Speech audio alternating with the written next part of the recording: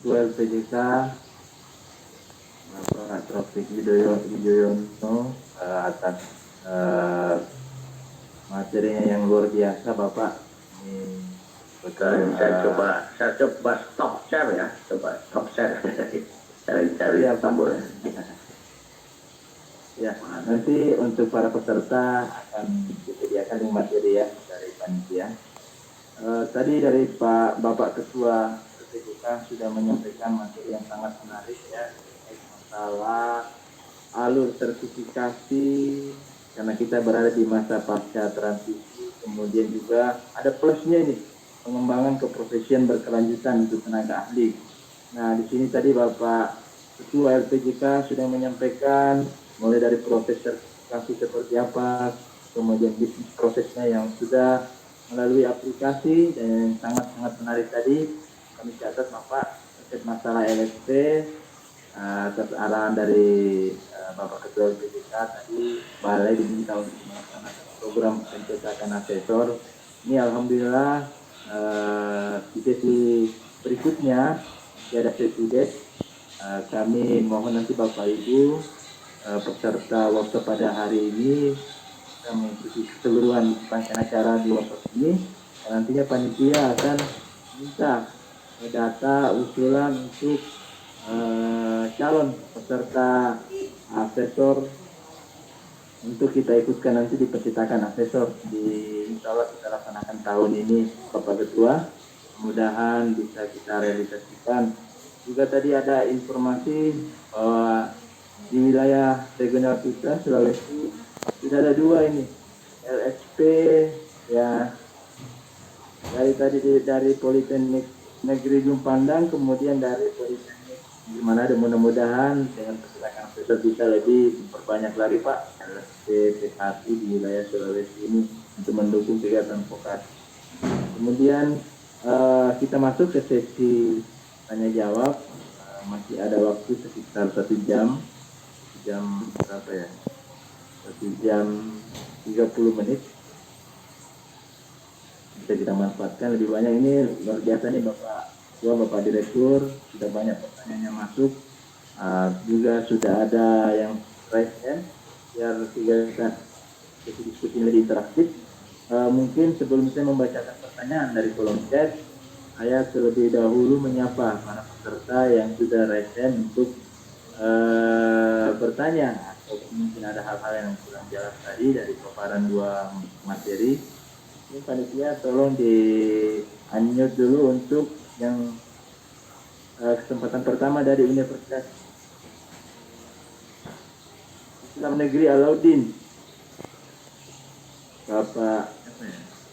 Bapak Muhli Mulisah. Apa masih monitor Bapak? Ya Pak, masih monitor. Oh, Ibu, maaf. Ya, saya persilakan Bu untuk menyampaikan pertanyaannya. Ya, terima kasih Pak. Assalamualaikum warahmatullahi wabarakatuh. Mohon izin Pak Direktur dan Ketua LPJK, luar biasa sangat menarik materi yang telah dipaparkan dan bahkan pun saya tercerahkan. Terkait dengan LSP, saya sedikit mengawang-awang terkait LSP ini, di mana lembaga pendidikan berhak mengeluarkan sertifikasi untuk peserta didik. Melihat kondisi itu, saya menarik sebuah garis terkait dengan undang-undang arsitek, di mana arsitek pun di lembaga atau asosiasi arsitek berhak juga mengeluarkan sertifikasi terkait keprofesian. Yang saya mau tanyakan, apakah 2 sertifikasi ini sama kedudukannya? Dan yang pertanyaan berikutnya, apakah di IP2-nya ini dari tingkat pendidikan, di mana mahasiswa yang telah mendapatkan sertifikasi bisa langsung mengadakan perubahan ke tingkat ahli, ke asosiasi yang lebih detail. Pertanyaan selanjutnya terkait UIN Alauddin Makassar. belum masuk dalam LSP ini. Seperti apa prosedur yang harus kami lakukan untuk masuk dalam jejaring LSP ini? Yang ketiga, ada beberapa tadi syarat seperti apa asesor, seperti apa calon asesor yang bisa masuk dalam LSP ini. Yang tadi saya lihat ada berbicara tentang berapa JPL. Sementara kalau kita di arsitek, saya rasa Bapak Ketua LPJK tahu bahwa kita berbicara tuh di sana. Apakah ada konversi nilai JPL ke HUM? Terima kasih Pak. Assalamualaikum warahmatullahi wabarakatuh. Terima kasih Bu. Mungkin biar lebih dijelaskan kepada para narasumber kita, mungkin langsung dijawab Bapak Direktur dari Bapak. Pertanyaan kita dijawab, langsung kita ke rekening kedua. Silakan mungkin dari siapa dulu ini Bapak? Dua narasumber, mungkin dari Pak Direktur dulu Pak. Mohon izin pertanyaan dari Molisinnya dari UIN ya Alauddin. Mungkin mohon izin itu umum ya. Yang kedua, siapa yang menjadi objek atau menjadi tujuan pelayanan? Ya tentunya peserta didik dari lembaga pendidikan atau lembaga pelatihan. Yang ketiga, bahwa itu akan menjadi bagian dari badan hukum Ibu Wajan. Jadi tidak dalam bentuk PT. Nah, kalau tadi LSPP 3 umumnya bentuknya PT. Tapi kalau LSPP 2 itu bagian dari badan hukum yang akan ditunjuk oleh pemimpin dari yang ada di situ, bisa rektor ya, nanti siapa yang diberi kewenangan ya, silakan itu. Silakan. Kalau misalnya nah ini contoh yang paling real, kalau di bina konstruksi maka LSP dibentuk dengan keputusan dirjen ya Pak Direktur ya, keputusan dirjen untuk membentuk LSP. Contoh konkretnya seperti itu. Ruang lingkupnya, nah ini penting, ruang lingkupnya tentunya harus sesuai. Ini sesuai pesan BNSP ini saya sampaikan. Pertama prodinya, yang kedua profil lulusannya. Jadi jangan sampai prodinya jalan kemudian membuat LSP arsitek yang nggak nyambung. Ini contoh. Ini ya, artinya tentu harus disesuaikan dengan prodi. Nah, berikutnya prodi tadi dalam melaksanakan pengajarannya, prodi tadi sudah harus dikaitkan dengan standar kompetensi atau unit-unit kompetensi yang tercantum di SKKNI. Ini contoh tadi ya, kalau misalnya di situ ada sipil dan kemudian ada juga program studi atau juga jurusan jalan, maka ambillah SKKNI jalan dan itulah yang nanti tidak diajarkan di dalam kurikulumnya. Nah, Ibu Bapak sekalian, ini saya sampaikan juga pada kesempatan yang baik ini. Kita ya sejujurnya memboroskan sumber daya. Jadi peserta sudah dididik, sudah selesai, kemudian masih dilatih lagi. Itu kan biaya juga. Nah kalau sekiranya dalam pendidikan tadi sudah mengacu kepada SKKNI, maka tidak perlu ada latihan lagi, itu langsung dari itu selesai, itu menjadi bagian dari tadi bagian dari upaya sertifikasi. Berikutnya syarat asesor apa? Nah ini syarat asesor yang pertama untuk yang terkait dengan tenaga kerja konstruksi, dia wajib punya SKA ya, surat apa SKA ya sekarang, surat keterampilan, surat keahlian ya, surat keahlian tadi. Misalnya kalau dia akan menjadi asesor bidang jalan ya tentunya dia harus punya SKA jalan. Yang kedua kualifikasinya, kalau asesor oleh BNSP ini biasanya akan dilakukan training nanti ini ya, mudah-mudahan ini dari balai sudah ada programnya, dan ya trainingnya 5 hari, nanti hari terakhir praktek, dan biasanya itu nggak tidur gitu ya. Saya asesor 3 ya, jadi biasanya begitu praktek, dan kemudian pada bagian terakhir akan menyiapkan materi, dan materi itu akan diujikan, biasanya itu ya, sampai malam itu. Kemudian apakah ada hubungan JPL dengan HUM? Sebenarnya kalau dalam hal jadi ya, untuk pemegang SKA, kalau KUM itu tadi hubungannya adalah dengan SKPA, iya ada.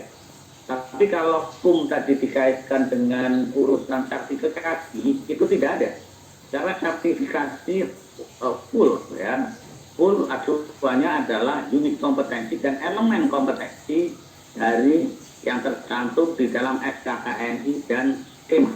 Ya, jadi Bapak sekali bahwa untuk itu maka sebenarnya untuk Undang-Undang Dasar Konstruksi fokusnya hanya kepada penggunaan SKKNI yang diterbitkan oleh Kemenaker dan juga syarat-syarat kompetensi yang diterbitkan oleh PNSP. Dan tentunya ini juga masih dalam pembahasan. Ya, nanti AI juga bisa membentuk tadi LSP, dan untuk misalnya perguruan tinggi yang mengajar arsitek silahkan kalau membuat LSP, tapi saran saya supaya nanti lebih nyaman komunikasinya, silahkan komunikasi dengan IAI ya, IAI di cabang-cabang atau di provinsi Bapak sekalian. Saya kira itu akan lebih baik supaya tidak nanti nabrak aturan. Terima kasih.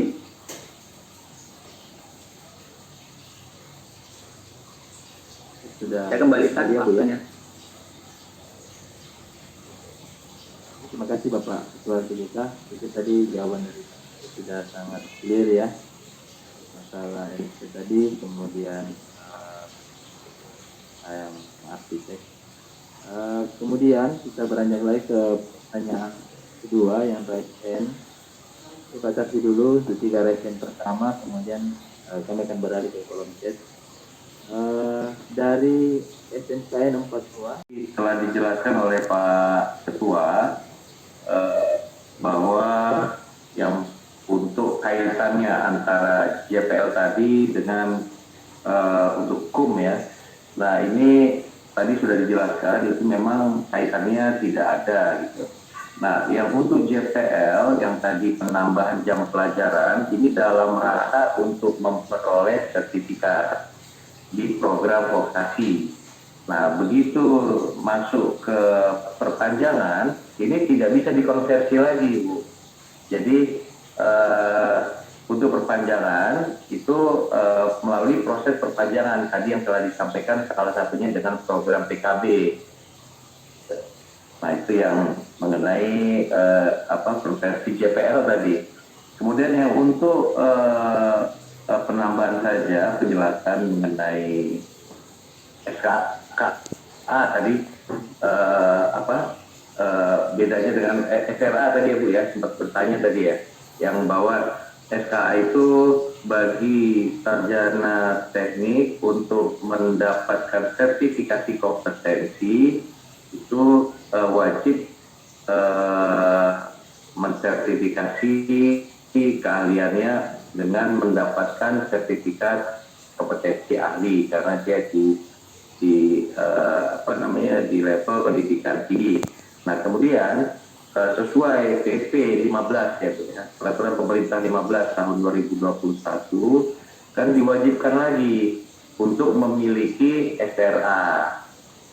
Nah ini kemudian dikonversi nanti dari SKA-nya dengan syarat-syarat yang ditentukan oleh DAI, itu syarat-syaratnya itu ada di PP 15-nya juga ada untuk dikonversi ke SPRA sehingga baru mereka boleh melakukan kegiatan arsitekturnya gitu Bu ya.